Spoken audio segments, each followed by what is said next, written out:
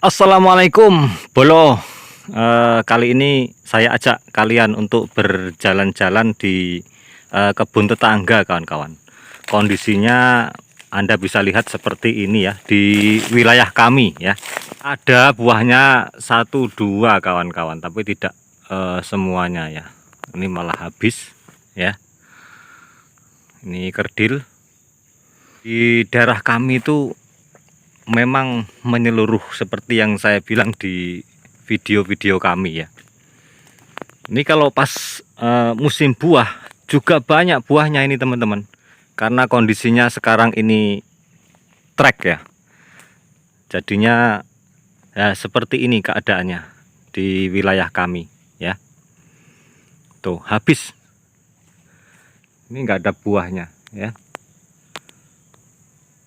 Tuh. Kosong ya. Nah yang itu ada, itu ada. Oh ini ada 2-3 ya. Jadi rata-rata hampir seperti inilah di wilayah kami ya. Buah sawit itu agak langka ya. Diceritakan para pengangkut sawit di tempat kami itu ya seperti kemarin 1 hektar tuh kadang-kadang cuman dapat 2 kintal ya, 2 pikul tuh 2 kintal. Ada yang nggak nyampe, ada yang nggak nyampe 2 kintal. Jadi miris ya untuk 1 hektarnya loh kawan-kawan ya. Dan bahkan kalau di tempat jauh yang kira-kira memupuknya itu perlu biaya besar ya, karena perjalanan jauh dan upah ngangkut ya, upah solar dan lain sebagainya, memberi makan tukang pupuk dan lain sebagainya. Itu kan kalau tempatnya jauh itu mupuk itu juga perlu biaya besar, makanya kan kadang-kadang jarang dipupuk dengan standar ya. Itu wilayahnya sangat luas tapi dapatnya itu ya kintalan gitu aja kawan-kawan ya. Mungkin kalau sampai 10 hektar ya dapatlah mungkin 2-3 ton seperti itu ya. Kalau musim trek kawan-kawan ya. Dan tempatnya jauh pula ya. Tapi keuntungannya kalau misalkan yang jauh yang punya luasan sampai berhektar-hektar itu, keuntungannya ya pas musim panen tiba, panen raya ya, pas buah banyak itu walaupun pupuknya sedikit ya, karena wilayahnya subur, dapatnya banyak teman-teman ya. Minimal 10 hektar dapat 10 ton seperti itu ya, minimal, karena pupuknya kan minimal juga ya. Jadinya dapatnya segitu itu sudah sangat bagus. Tapi bagi yang punya armada ya, yang di tempat jauh itu bisa mengangkut pupuk sendiri ke sana, sehingga bisa memupuk dengan baik, sehingga hasilnya juga maksimal ya. 10 hektar misalkan itu bisa sampai 13-15 ton. Nah seperti itu kalau musim trek tiba ini kawan-kawan. Jadi kalau sudah menyeluruh treknya itu salah satu pengaruhnya adalah cuaca, karena cuaca itu menyelimuti satu wilayah ya. Kalau pupuk kan masing-masing, jadi bisa diatasi oleh masing-masing ya. Nah, tapi kalau cuaca itu menyeluruh dari satu wilayah. Nah, trek yang sekarang ini terjadi itu bisa 6 bulan ke belakang atau 1 tahun ke belakang penyebabnya. Jadi tidak langsung, misalkan nih tahun ini kemarau panjang, dampaknya bisa tahun depan ya, atau 1,5 tahun ke depan. Nah gitu ya.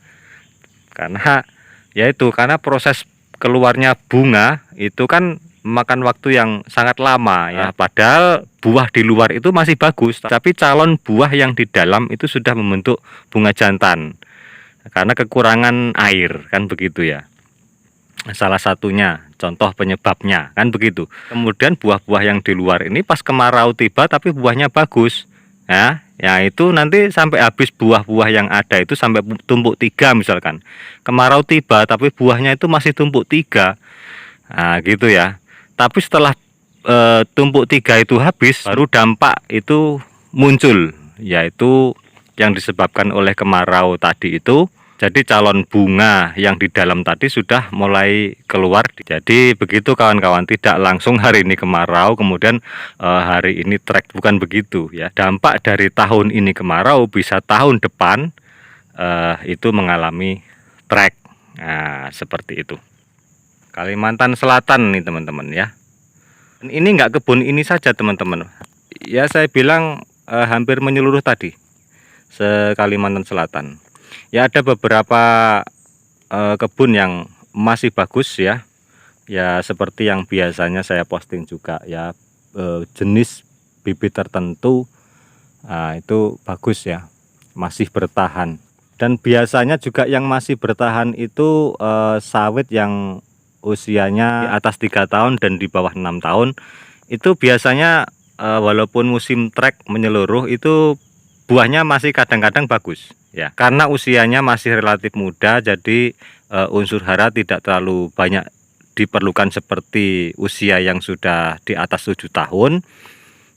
Begitupun dengan keperluan airnya ya, itu juga di dalam tanah itu belum terserap dengan habis di usia-usia seperti itu.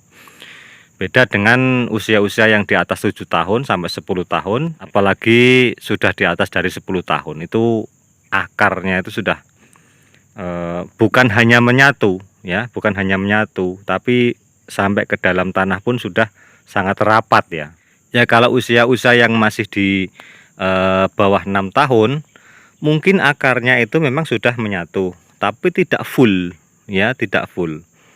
Di seluruh wilayah tanah itu belum begitu rapat, sehingga persediaan unsur hara dan kandungan air di dalam tanah itu walaupun kemarau itu masih bisa dimanfaatkan oleh tanaman tersebut ya. Nah, di tempat siapa saja yang mengalami trek kawan-kawan, silakan komen di kolom komentar ya. Mungkin di tempat Anda sudah lewat masa treknya atau tidak mengalami musim trek seperti yang kami alami di wilayah kami.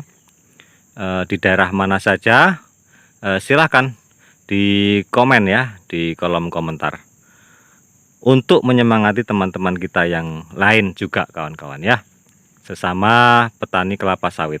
Oke kawan-kawan, semoga bermanfaat ya video-video dari kami, dan terus berjuang kawan-kawan untuk masa depan ya.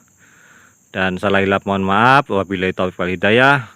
Assalamualaikum warahmatullahi wabarakatuh.